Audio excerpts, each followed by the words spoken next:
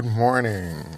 We're all here for another episode of the Dare Show podcast where I talk music, I talk a bunch of stuff. So let's just get right into it. Some albums came out this week, this past, by the time I'm recording this and you're listening, it'll be a full week later. But some albums came out and I'm so excited. I was so excited about some of them. One of them is Joss Stone. I'm a big Joss Stone fan, but I was highly disappointed in this album. I can't even think of the name of the album. Uh, but the album cover was delicious. That's one thing I'll give it a positive of. The album cover is beautiful. It's the red lip. It's the icy blonde hair. The red print of the font. It's a beautiful album cover. Probably like top one. It's number one. But the album had like no diversity.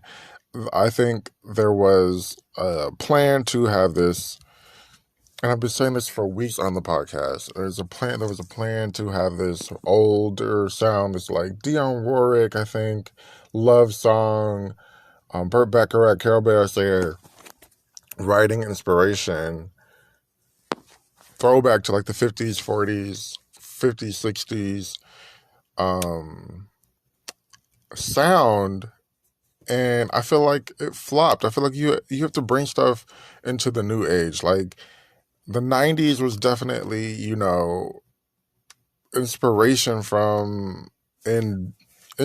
and also creating new sounds. And I think there's a way to do that. And I don't think that Dave Stewart, who she worked with from the Eurythmics, some group, Joss Stone, whatever.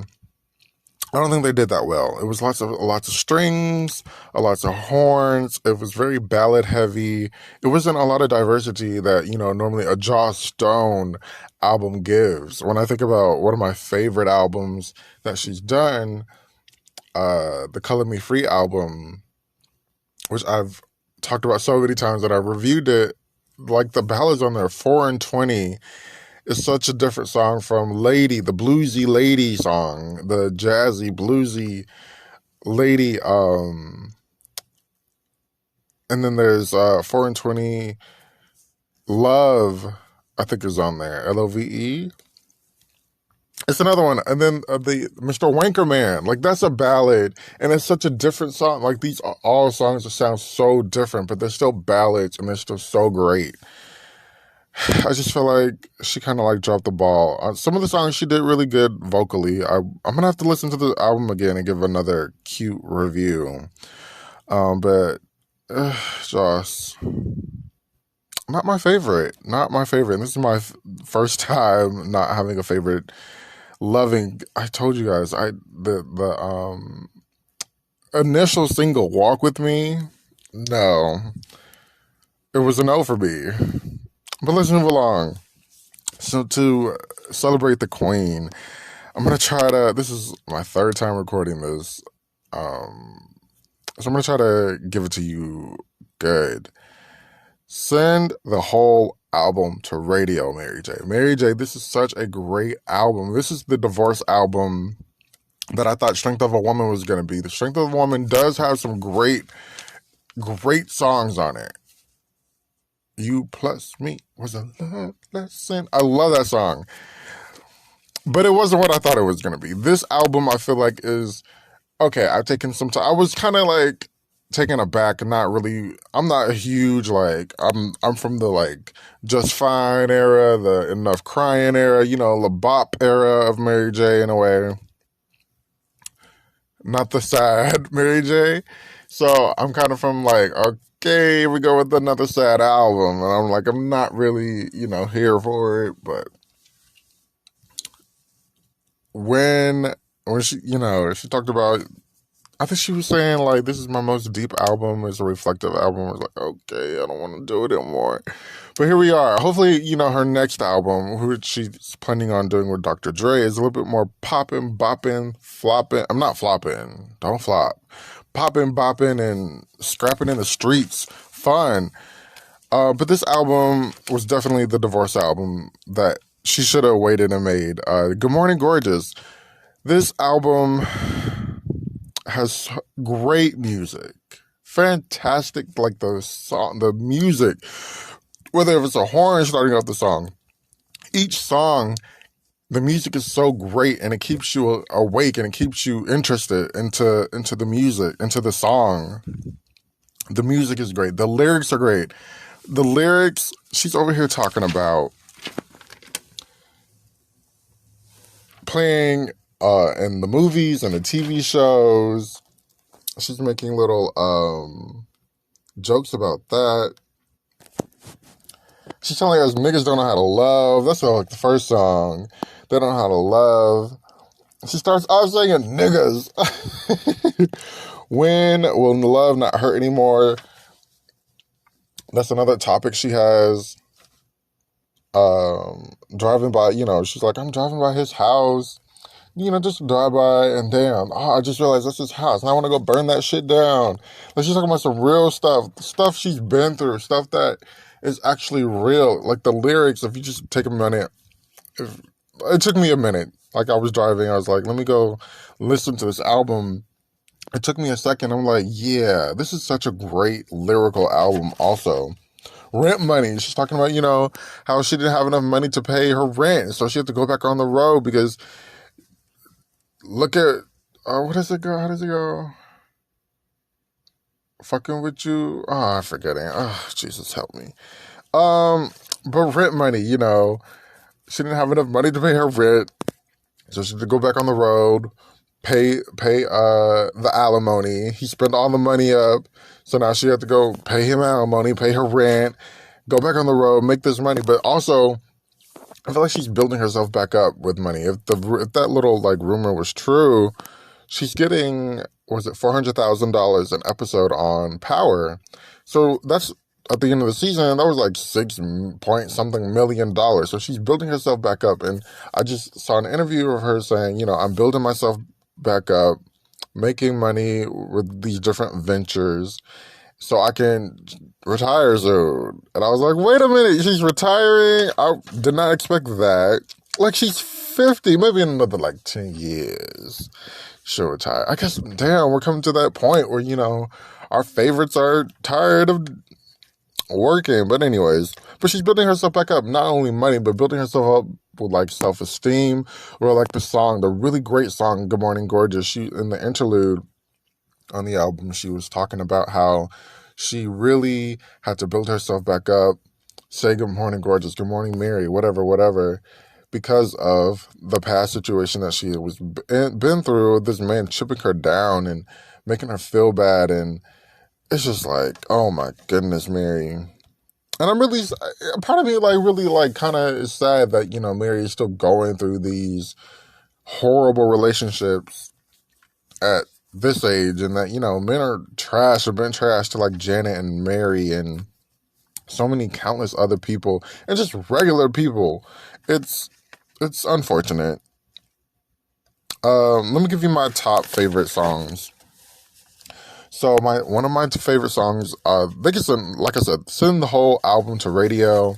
They're doing a great job so far of the singles. I wasn't expecting Rip Money to be a single so far, so quickly, but here we are. I think, Rip Money is a single. Here With Me with Anderson .Paak. All of the collaborations on the album can be singles, I think. Let's get them video treatments. Let's go for the Grammys. Let's make this, Album of the Year, Center for Album of the Year, Good Morning Gorgeous Song of the Year, Best R&B Album, Song of the Year, Album of the Year, Record of the Year. Send it all to the Grammys. The Grammys, she's always had really great success with the Grammys, so send it all to the Grammys, Mary.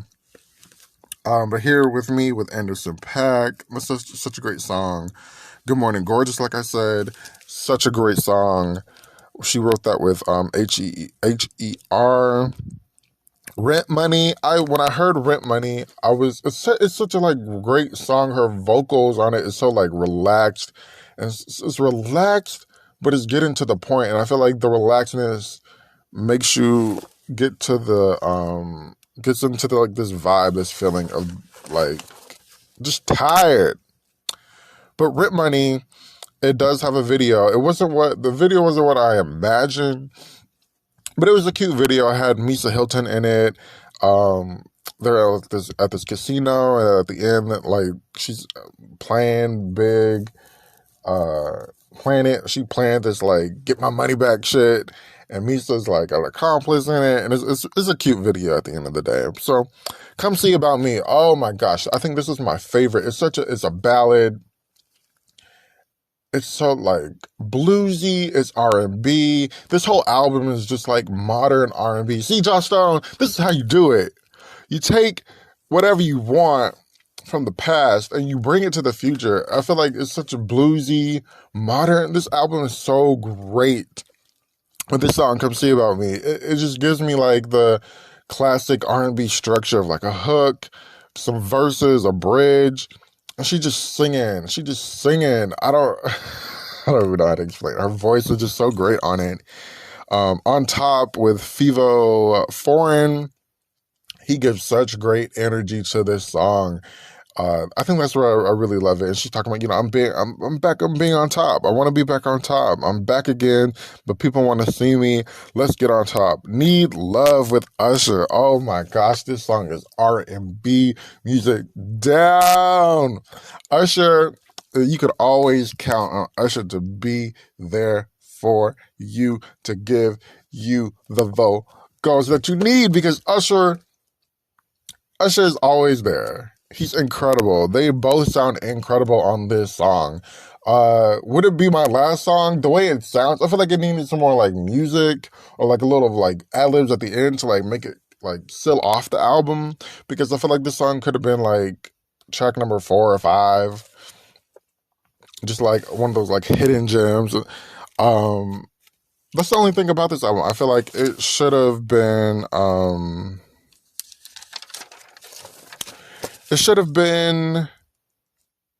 placed, the track should have been placed a little bit differently. Other than that, send the whole album to radio. Hopefully there's more and more singles to come, because this is very exciting. This is such great music. The lyrics are great. Like I said, it has hooks. The vocals are really great.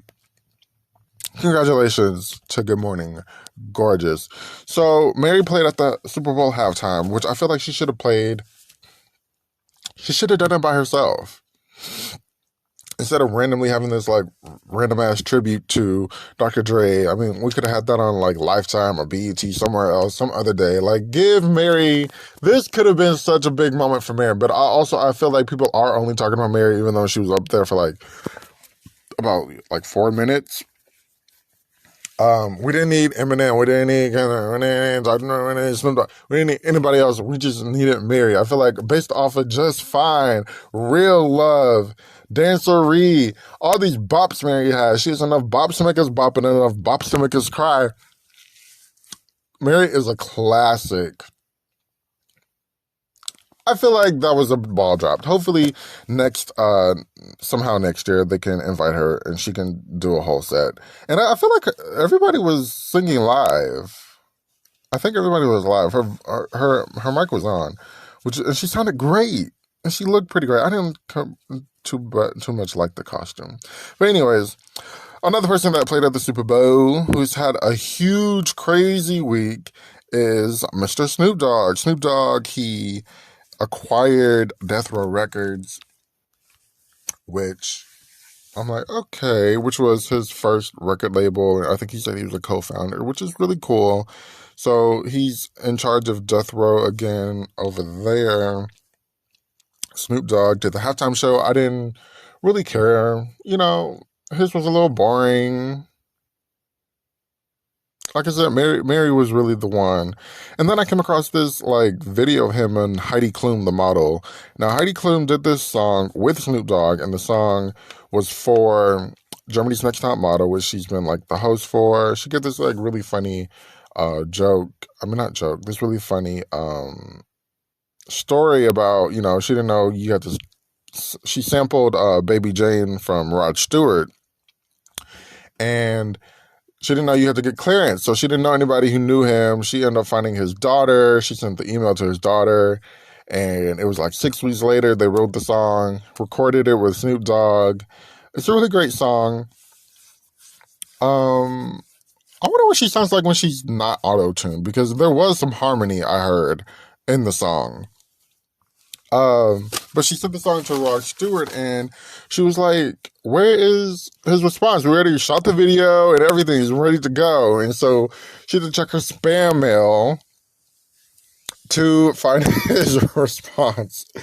One thing about Rod, which I found very interesting about that, I think even like back in the day, you had to have, I think you sent it over. I think well, maybe it's both. You either like call them or you send it over to the state or the person and ask for their permission to use the song or as a sample. But it's funny because I remember there was like a statement from him about Janet Jackson not being able, well, he didn't like Janet Jackson's version of Tonight Is the Night off of the Velvet Rope album. It was like a little bit sexual, well, not sexual, it was like, I think playing with like homosexuality or bisexuality on the song, well, not playing with, but like expressing that. And Rod didn't like it, or he really was like disapproved of it. But I'm like, why did you approve the sample, sir? You're not making any sense. But anyways, so yeah, she did that with Heidi Klum and what's his name? Snoop Dogg. And Snoop Dogg, he's in there. He's with everybody. He's very versatile, from the, R&B, like Pussycat Dolls, or like ghetto on Kelly Rowland, to the pop with Katy Perry on California Girls, to like the classic hip hop with I know he did a bunch of songs, I think, with Wiz Khalifa. Like, he's such a versatile person. He's also getting into the sexual assault allegation versatility, because this lady is suing him for, excuse me, this lady is suing him for like sexual something or another. Now, it says on Rolling Stone she was a dancer, and I was like very surprised. She regularly worked as a onstage dancer for Snoop Dogg and his associate Bishop Magic Don Juan. She's now suing the man that with claims that they sexually assaulted her nearly a decade ago. This happened in 2013. Rolling Stone. Oh my God. I know you're lying. So basically, Rolling Stones kicked me out. So from memory, it was a bunch of like, she performed fellatio on her. She didn't like it. So he blasted off on her and was like, I'll come back and clean you up later. Because she was talking about how she got there was Bishop Magic, like, forced her to come. Well, that didn't force her to go, but he was like, you need to come with me because Snoop Dogg is recording this like thing, and he wants you to be his weather girl, possibly. I don't know if she became the weather girl. I feel like the article is missing a lot, or maybe the lawsuit was missing a lot. But she became ill when she got to the place, and she was like in the bathroom. That's when Snoop Dogg came in and was like trying to perform fellatio get her to perform fellatio on him, and she was in the bathroom, but the article said the room, and I'm like, was it the bathroom or were they in a room? But anyways, then it goes on to say she felt humiliated and disgusting, and she didn't at the time want to say anything because she was afraid, he owned, or he was working with companies, or she was working in the companies he owned, or working for like jobs for him. And I'm like, you can't. Honestly, I'm not turning down a job, but you're gonna still try to work with this man and his business partner that forced you to have fellatio and you didn't like it. So why are you? I feel like maybe there was probably a way to, I don't know. Like, were you forced to work? Or was it like auditions? Like, it's very confusing. I'm not saying this is wrong or right. I'm just like, some of the stuff sounds very confusing. And so then they tried to have a mediation earlier this year, and he had posted this post about, Snoop Dogg. He makes fun of things. His Instagram is very funny. The stuff that he posts is very hilarious.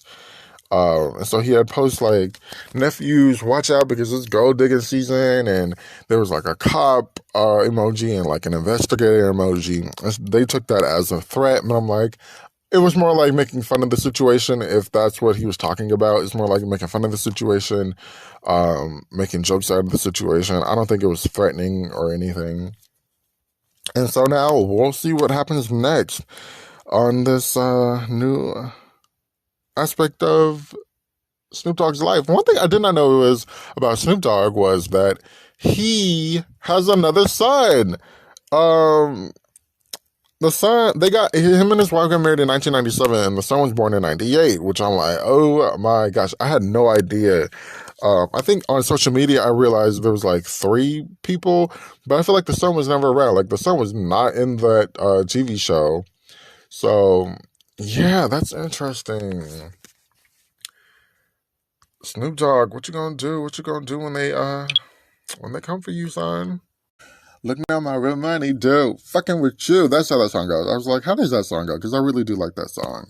I guess that could be the song of the day from Good Morning Gorgeous. Go ahead and take a listen to that song. Mary J's out here doing lots of promo. So if you want, check on YouTube, look at her promo. One thing I noticed about Mary J, I think Mary J is the original awkward black girl. Like, she's like, in terms of like her talking, she's very like awkward sometimes, and it's interesting.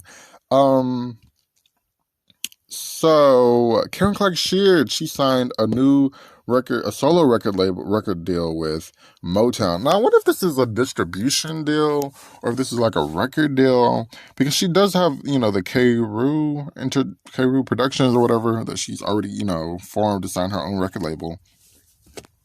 But she did sign with Motown for a solo deal, and she said she's hopefully going to put out new music this year, and I'm very excited. Her last album, Destined to Win, which is my favorite Karen Clark Sheard album. I did a review on it. Go ahead and check it out. Click around. I did like a review almost a year ago of it. That was her last album that she put out. I think it was in 2014. I'm excited to see what she's gonna, what she has planned for us this year. I know, her voice after the pandemic, when the pandemic, got everybody back to work in the summer of 2021, everybody got back to work, including the singers and the entertainers. And I know during like the holiday season, the Clark sisters were definitely doing a lot more shows, and they were everywhere pretty much, it seemed. And I think, that takes a toll on the voice, of course. And I think she got some rest, and the fans are like, she got some rest, and she's back. I saw this concert from a couple of days ago, and they sounded amazing. Her and Dorinda, they both sounded amazing. Karen was on fire. Karen sounded so great, and she went into this song called like Just Another Day. This little acapella moment. When the gospel girls go into a little acapella moment, it's going down, and it went down. Like, I felt that in my being. I felt that in my soul. It sounded so good. It was a moment. So, side note, I feel like the gospel girls, I feel like they need to give us a R&B album. There's so many talented vocalists in the gospel community that I feel like it sort of is an older mindset to not want to do R&B or secular music. Like, you don't have to be like nasty and raunchy with it. You give us a little pop bop album. Like, Karen give us a little love album, a little pop ballad album, a little, 5 EP album. You're not gonna go to hell. God is still gonna bless you. He's gonna bless you even more, baby. Them chests gonna come through. because her voice is so dynamic and so incredible. Like on His Love, like the last Clark Sister album, His Love, there's so many songs where it's like this R&B flavor that Karen can give. Or people compare Jasmine Sullivan to Dorinda Clark Caldwell, and they're like, I wish Dorinda would sing this song. Like, I feel like there's much more blessings out there in the world. And, you're not going to go to hell. God isn't going to be disappointed in you. I feel like that mindset is such an old way of thinking. And if you listen to some of the gospel radio, like I listened to a lot of the gospel radio with my mom in the car in like 2020. And, this is Corinne. I think her name was Corinne. She was, singing. It sounded like a love song. There was like no Jesus in it or anything. It was like a straight up love song. And I was like, oh, okay. But that's basically what, a good portion of gospel music is. Singing a love song to Jesus. That's how, Kanye West made, his gospel album. You just switch a couple words and now you got a love song to Jesus or you got a love song to your husband. But yeah, that's what I do wish we can get more, just like a little 5 EP, 5-6 songs out of him. I know J. Drew has it in him he can produce a little R&B music. So, Naomi Campbell, I was very confused when it first came out, when she told us she was having a baby, and I was like, okay, where'd this baby come from? Well, she says she did she was on the cover of British Vogue. The photos are fantastic. I feel like Naomi, the last couple of sets of photos I've seen of Naomi in the last couple of months have been really, really great. Really like interesting poses, really great fashion, really great hair. But a couple of the pictures from her British Vogue spread, they look like they're straight out of like the 80s or 90s. She looks incredible. She's kept herself up so well. And she's still doing her job. She did say, in the article, she definitely still gets nervous, posing or being on the runway with these 18-year-olds. But it's like, you're Naomi Campbell, and you're one of the only few from your generation that is still actively modeling. And that says something about Black women. That says something about Naomi Campbell. Also, speaking of Blackness, she did reveal, a little bit of her baby. She said the baby wasn't adopted, and she did say the baby is hers. So I'm guessing like an a little IVF moment. Especially at, she's 51.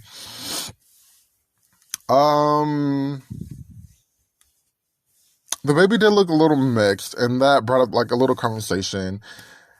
It always brings up a conversation with me, but especially on Twitter, people were like, what's going on?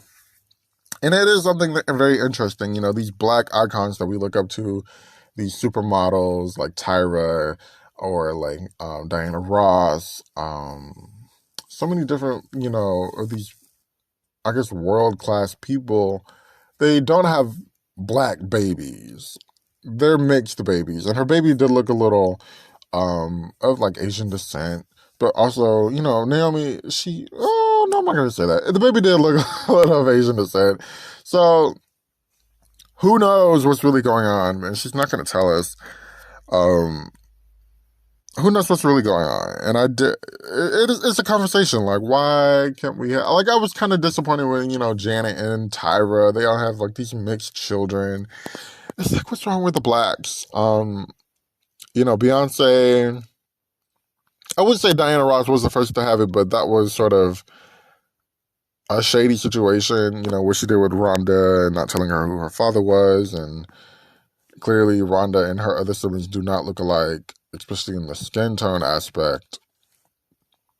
But, maybe I need to get on board with this, having children, not get on board, but like have the, mindset of, there's lots of interracial, but you just think it's a little different when it becomes these people that are legends and icons of the world. They go and have worldly babies. But shout out to Rihanna, shout out to Beyonce. They're out here having, the nigger babies. Um, yeah, I think that's it for this episode. I want to thank you so much for listening to the Dare Show podcast. Let me know what you think about Mary J's album, Good Morning Gorgeous. If you listen to Josh Stone's album, what's popping, locking, dropping in your mind about that? How'd you like the Janet Jackson Appreciation Day Super Bowl halftime show? It's very funny every year that does trend, and she retweets and reposts everything about that.